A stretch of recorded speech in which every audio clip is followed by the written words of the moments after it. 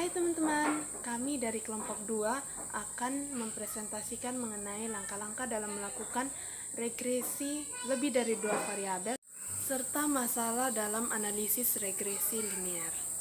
Namun sebelum itu, kami akan memperkenalkan diri kami masing-masing. Perkenalkan, nama saya Trisiani Delvi Tirsamila, NIM 1218801. Selanjutnya, nama saya Agnes Charlotta Willem, NIM 1218002. Saya dari kelompok 2. Sekian dan terima kasih. Perkenalkan, nama saya Ardian Ande Andreas, NIM 1218028. Perkenalkan, nama saya Ari Marambah Ahmad, NIM 1218023. Perkenalkan, nama saya Rudisman Hinggeding, NIM 1217045. Langkah pertama adalah menginput data yang akan dianalisis ke dalam Microsoft Excel. Contoh soal saya ambil dari Analisis Ekonometrika dan Statistika, buku Dr. Wing Wahyu Winarno. Di sini saya sudah menyiapkan datanya. Data ini merupakan data yang diambil dari 10 restoran. Masing-masing variabel dapat dijelaskan sebagai berikut.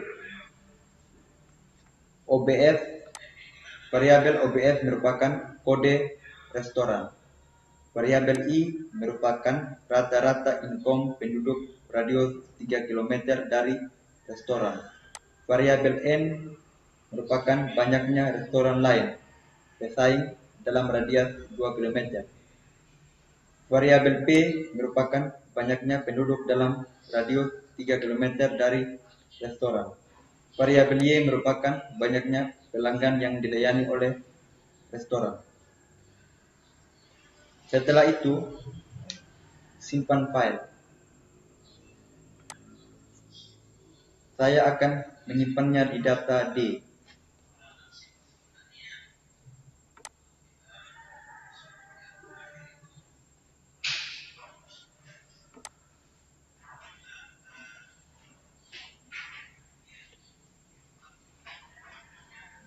Dengan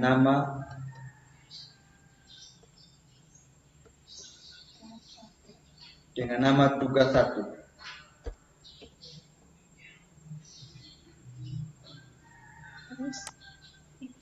Terus di save as tipenya. Lalu kita klik Excel 97/2003 workbook. Setelah itu klik OK atau save. Tutup Microsoft Excel dan buka aplikasi. Setelah menutup Microsoft Excel dan buka aplikasi Fuse. Aplikasi Fuse yang saya gunakan adalah versi 8. Ketika membuka, maka akan muncul tampilan seperti ini. Pada Fuse Work File, pilih Create a New Fuse Work File. Setelah itu muncul kotak dialog Work File Create. Tentukan Work File struktur tipe. Karena data tadi merupakan data cross section, maka pilih yang instruktur atau unded. Setelah itu observasi 10, setelah itu klik OK. Maka tampilannya akan seperti ini. Kemudian, untuk mengimport file Excel ada banyak cara, namun saya akan menggunakan cara yang biasa saya gunakan, yaitu dengan cara klik file, klik import, kemudian pilih retext, Retus Excel. Kemudian cari file yang telah kita simpan tadi. Di sini kita tentukan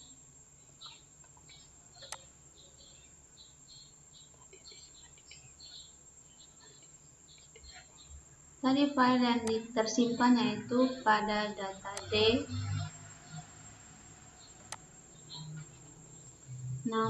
Kemudian tentukan Excel, lalu klik OK. Kemudian tentukan data order yaitu pada file operation service in columns, dan di sini saya pilih select data, otomatis akan mengisi upper line yaitu pada data cell B2. Karena data tersebut dimulai dari sel B2. Name for service or number in name yaitu diisi dengan angka 4 karena datanya terdiri dari 4 kolom. Kemudian klik OK. Maka tampilannya akan seperti ini.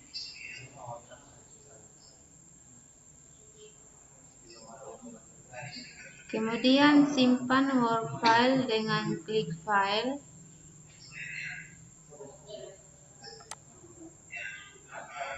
Klik Save. Kemudian namanya kita ubah menjadi tugas 01. Lalu klik Save.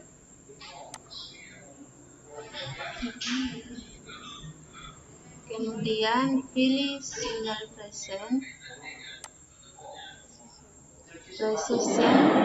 lalu klik OK. Selanjutnya, untuk menampilkan data, tujuannya adalah untuk memastikan apakah data tersebut yang diimpor dari Excel sudah benar atau belum. Caranya, tekan tombol Ctrl sambil mengklik ikon variabel Y, N, P, dan I.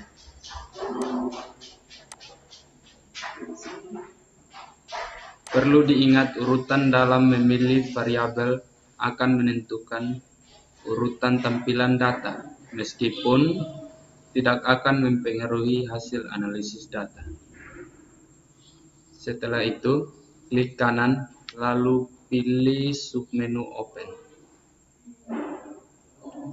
As Group, maka tampilan data akan muncul seperti ini.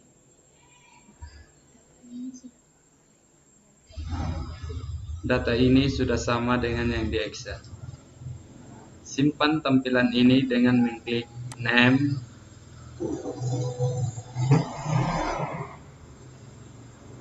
terus tentukan nama tampilan tersebut.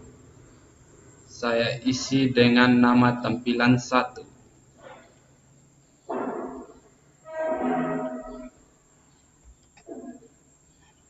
Lalu klik OK. Selanjutnya menampilkan persamaan regresi untuk menghitung regresi dari keempat variabel menggunakan persamaan Y sama dengan C tambah beta 1N tambah beta 2P tambah beta 3I. Langkah-langkah adalah yang pertama, klik objek, lalu pilih new object, equation, pada project diisi dengan nama regresi 01. Ya, klik OK. Maka muncul tampilan persamaan regresi.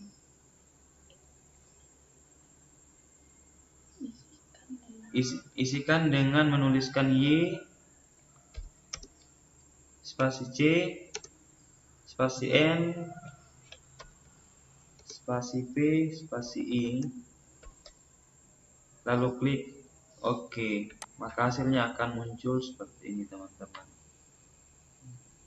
Selanjutnya untuk menampilkan penampilan persamaan regresi, Anda tidak perlu menulis sendiri karena Fuse bisa melakukannya untuk Anda. Caranya adalah sebagai berikut.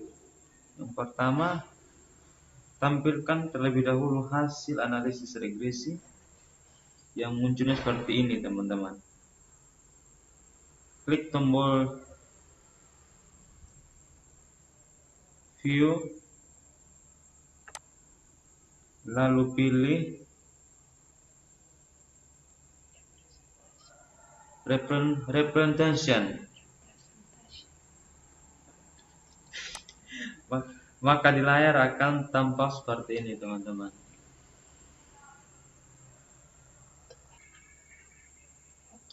Ya, sekarang saya akan membacakan hasil regresi dari persamaan dari hasil regresi di atas, ya, seperti yang muncul di layar ini.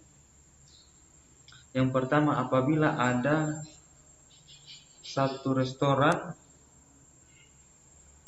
pesaing ditunjukkan oleh N bertambah di dalam radius 3 km perusahaan, maka pelanggan yang dilayani akan berkurang sebanyak 11.000 orang atau 11.000 lebih. Yang kedua, apabila jumlah penduduk di radius 3 km dari restoran kita bertambah sebanyak 1.000 orang, maka jumlah pelanggan yang akan dilayani akan bertambah sebanyak 42 orang. 427 orang. Meskipun Anda juga dapat mengatakan bahwa apabila jumlah penduduk bertambah 1 orang, maka jumlah yang dilayani akan meningkat sebesar 0,427 orang.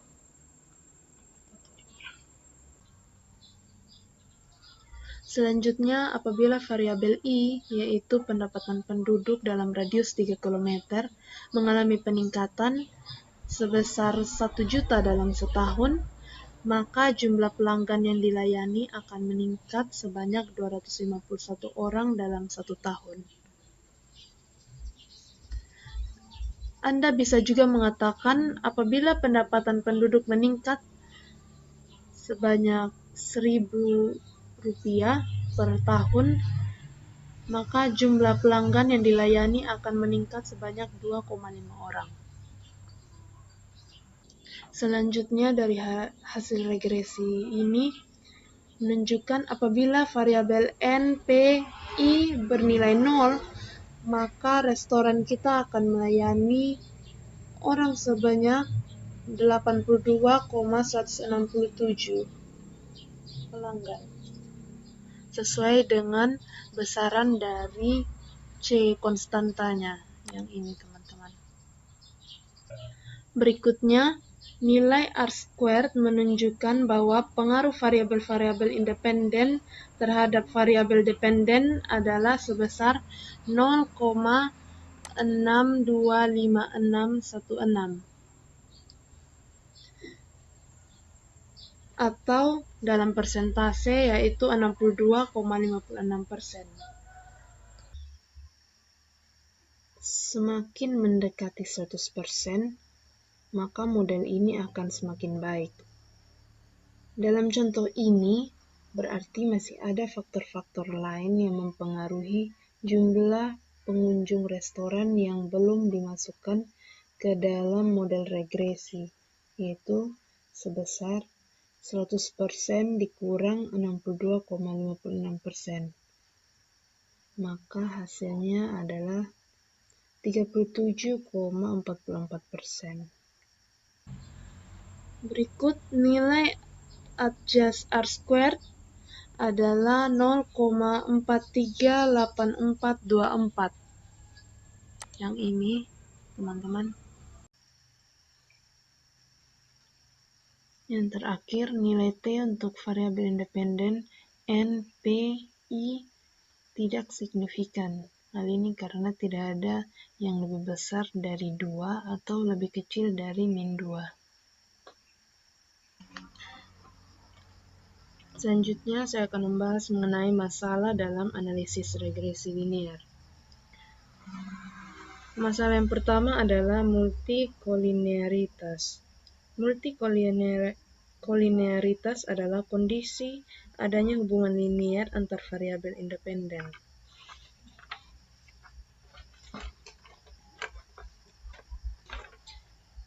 Langkah-langkah menghitung koefisien korelasi antar variabel independen untuk mengetahui ada tidaknya multikolinearitas adalah sebagai berikut. Pertama, buka workfile data tersebut. Setelah itu, klik menu Quick dan pilih grup statistik.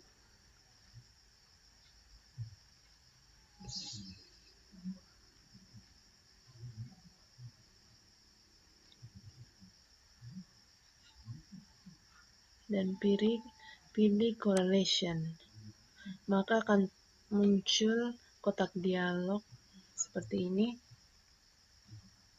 Di sini teman-teman tinggal isikan dengan variabel independen yang akan dihitung, yaitu I, N, dan P. Ingat teman-teman harus menggunakan spasi di antara variabel-variabel tersebut. Setelah itu klik OK.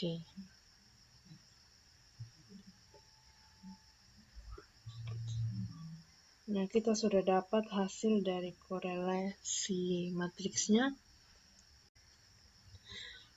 Nah, dari hasil korelasinya kita lihat bahwa ada hubungan antara variabel P dan N.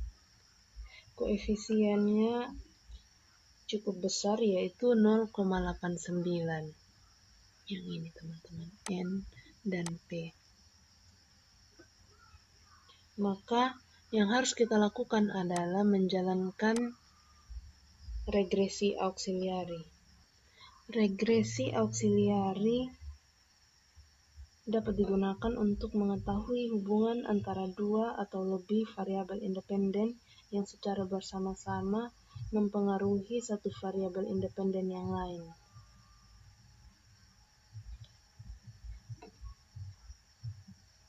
Artinya kita harus menjalankan beberapa regresi, masing-masing dengan memperlakukan satu variabel independen sebagai variabel dependen, dan variabel independen lainnya tetap diperlukan sebagai variabel independen. Masing-masing persamaan akan kita hitung nilai F-nya, yaitu dengan rumus Fi sama dengan R² dari tiap variabel dependen X1, X2 sampai Xk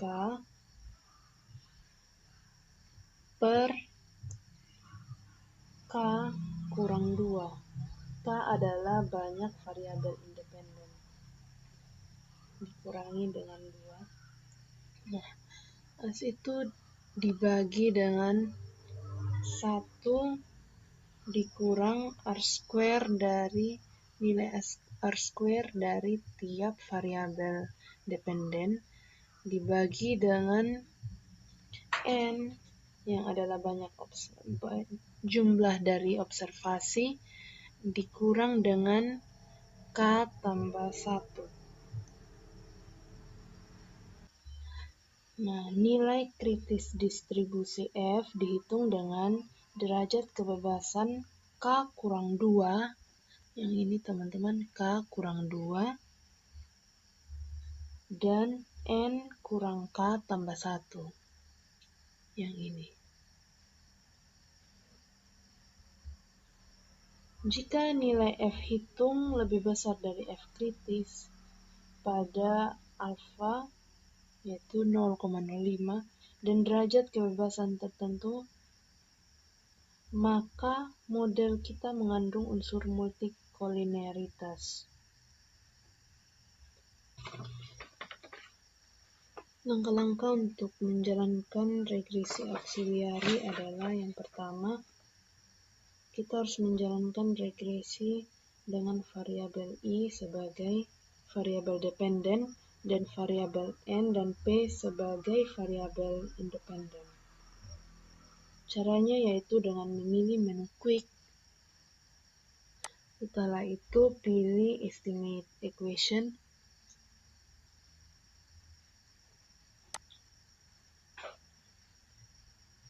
Lalu masukkan persamaannya. Itu I spasi C spasi N spasi P.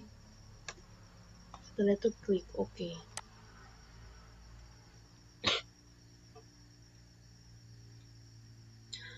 Maka hasilnya sudah didapat. Dari hasil yang kita dapat ini menunjukkan bahwa variabel I sama dengan 16,49983 dan variabel N min 1,534363 dan variabel P adalah 0,120699. Sedangkan statistik dari ketiga variabel tersebut adalah 4,50, min 1,03 dan 1,29. Selanjutnya ulangi langkah-langkah tadi dengan variabel dependennya N dan P. Nah, setelah teman-teman melakukan regresi auxiliary tadi dari tiap-tiap variabel yaitu I, N, dan P, maka langkah berikutnya adalah menghitung nilai F-nya. Nah, di sini untuk menghitung nilai F, maka yang kita gunakan adalah nilai R² dari tiap variabel. Nah, dari variabel I, R²-nya adalah 0,198.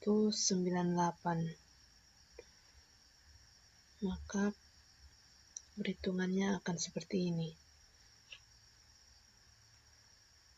F1 sama dengan 0,198 dibagi dengan 4 kurang 2. Setelah itu dibagi 1 kurang 0,198 bagi 10 kurang 4 tambah 1. Hasilnya adalah 0,099 bagi 0,115. Hasilnya adalah 0,864.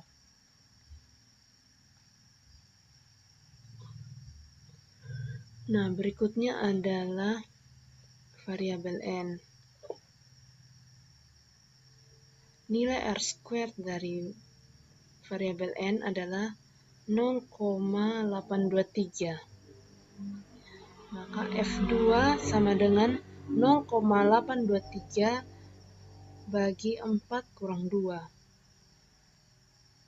bagi 1 kurang 0,823 bagi 10 kurang 4 tambah 1 menghasilkan 0,412 per 0,025. Maka hasilnya adalah 16,274. Selanjutnya variabel P. Nilai R²-nya adalah 0,835. Maka perhitungannya F3 sama dengan 0,835 per 4 kurang 2 bagi 1 kurang 0,835 per 10 kurang 4 tambah 1. Menghasilkan 0,418 bagi 0,024. Maka hasilnya adalah 17,712.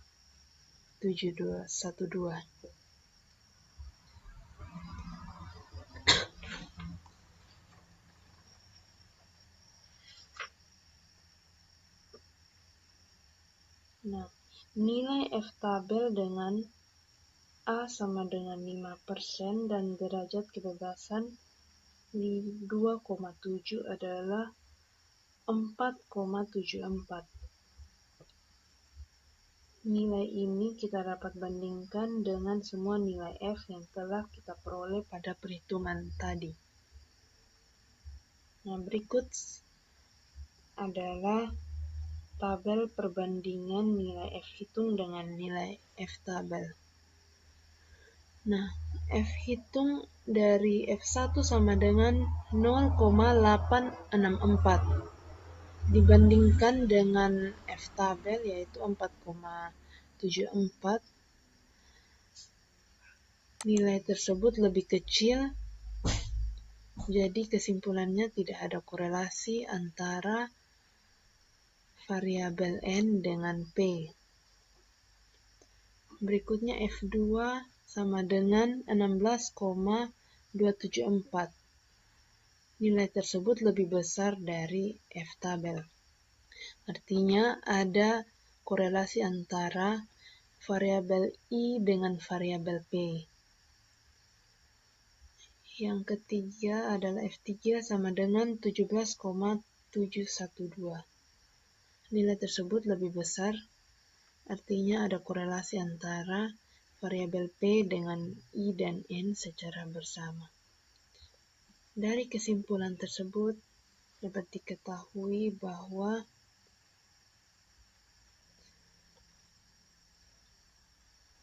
data tersebut mengandung multikolinearitas. Nah, selanjutnya adalah uji heteroskedastisitas. Dalam uji ini, saya akan menggunakan jenis uji White. Nah, pada dasarnya cara kerja uji ini dilakukan dengan menjadikan residual dari persamaan regresi yang dikuadratkan sebagai variabel independen, menggantikan variabel Y dalam model asli. Sedangkan yang menjadi variabel independennya adalah variabel independen model asal ditambah variabel interaksi antar variabel atau perkalian antar variabel serta kuadrat setiap variabel. Nah, sebelum melakukan uji White, kita tentukan dahulu kriteria ujinya. Yang pertama, tidak menolak H0 apabila probabilitas lebih besar dari alfa 0,05. Sedangkan menolak H0 apabila probabilitasnya kurang dari alfa 0,05. Nah, langkah-langkahnya adalah sebagai berikut. Buka output hasil penghitungan model regresi Anda. Jika sudah tampak hasilnya, maka lanjutkan dengan memilih menu View. Di bagian kiri atas tampilan output regresi. Yang ini, teman-teman. Setelah itu, pilih residual diagnostik. Nah, di sini ada beberapa pilihan dan kita pilih yang heteroskedasticity test. Nah, di sini pada tes tipenya ada beberapa uji. Nah, tadi kita akan menggunakan uji White. Setelah itu klik OK. Maka hasilnya sudah tampak seperti ini.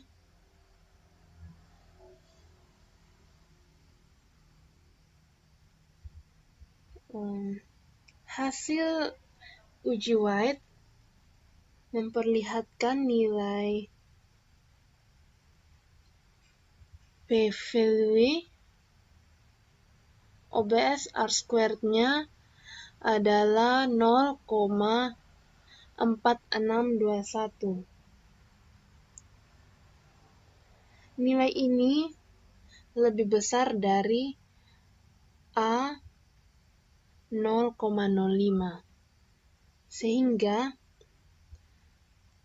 kita tidak menolak H0 yang menyatakan varians adalah sama atau homoskedastis.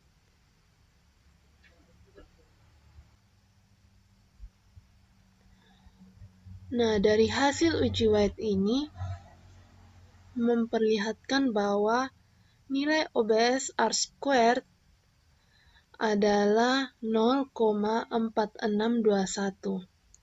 Artinya, nilai ini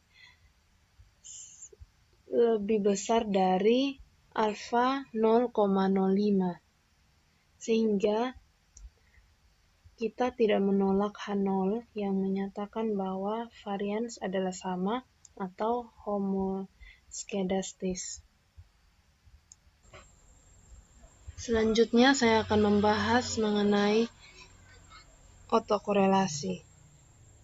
Otokorelasi adalah hubungan antara residual satu observasi dengan residual observasi lainnya.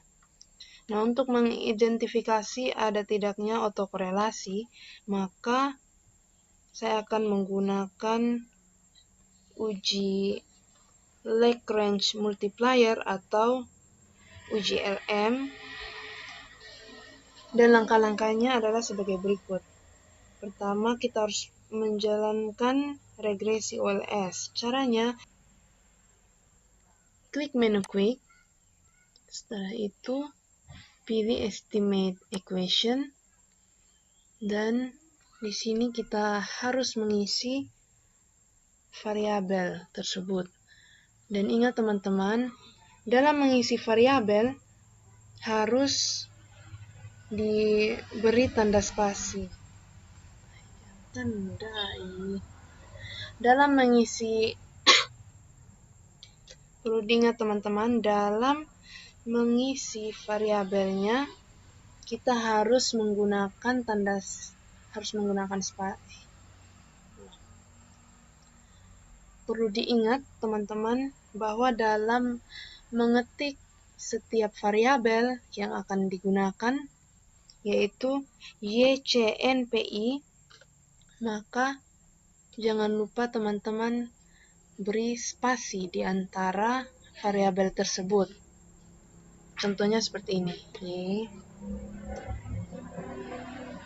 YCNPI. Seperti ini ya teman-teman. Setelah itu klik OK. Maka tampilannya akan seperti ini. Seperti pada layar ini. Setelah itu, klik menu View dan pilih Residual Test atau Residual Diagnostic. Setelah itu, pilih Serial Correlation LM. Yang ini teman-teman. Maka akan muncul lag specification. Nah, di sini teman-teman biarkan saja 2. Nomornya 2. Setelah itu klik OK. Setelah diklik OK, maka hasilnya sudah didapat dan tampilannya akan seperti ini. Coba teman-teman perhatikan nilai OBS R-squared dan nilai probability-nya yang berada di sebelah kanannya. Nilai OBS R² berasal dari koefisien determinasi, yaitu R² sama dengan 0,000171 dikalikan dengan banyaknya observasi. Sedangkan nilai probability-nya adalah 0,99914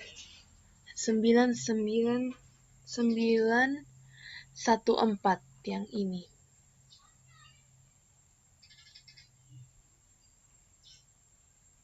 Nilai ini jauh lebih besar daripada alfa sama dengan 5% atau lebih besar daripada 0,05.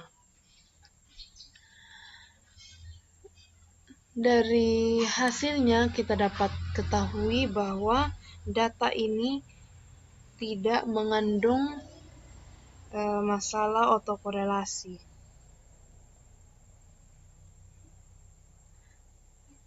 Untuk lebih jelasnya lagi, saya akan menjelaskan bahwa bila nilai probability lebih besar dari alfa sama dengan 5%, berarti tidak ada autokorelasi seperti data yang saya gunakan ini. Sedangkan bila nilai probability lebih kecil dari alfa sama dengan 5%, berarti dapat diindikasikan bahwa data tersebut telah mengandung masalah autokorelasi. Nah, untuk lebih jelasnya lagi, saya akan menjelaskan bahwa bila nilai probability-nya lebih dari alfa sama dengan 5% atau 0,05, berarti data tersebut tidak mengandung autokorelasi. Sedangkan bila nilai probability-nya lebih dari alfa sama dengan 5%, berarti data tersebut mengandung autokorelasi. Oke teman-teman, sekian penjelasan kami mengenai regresi lebih dari 2 variabel dan masalah dalam analisis regresi linear. Kami kelompok 2 mengucapkan sekian dan terima kasih.